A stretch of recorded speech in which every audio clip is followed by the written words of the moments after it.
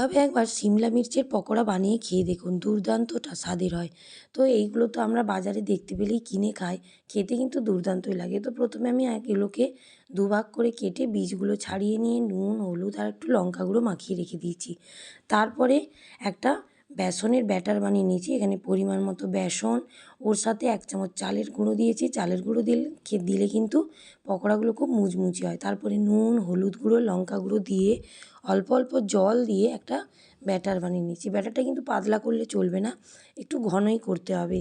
আর এদিকে একটা ভাজা মশলা বানিয়ে নিচ্ছি। তার জন্য মৌরি, জিরে, ধনে আর একটা শুকনো লঙ্কা দিয়ে এটাকে ভালো করে ভেজে গুঁড়ো করে রেখে দেবো।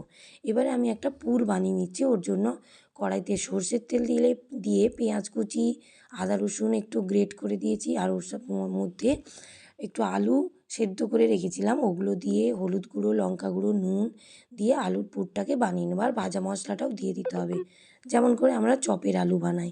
তো এর পরে এই সিমলা মির্চের মধ্যে আলুর পুরটাকে ভরে দেবো। এইভাবে কিন্তু ভরতে হবে। এটা চাইলে আপনারা পুরোটাই গোল করতে পারেন আলুর পুরটা দিয়ে।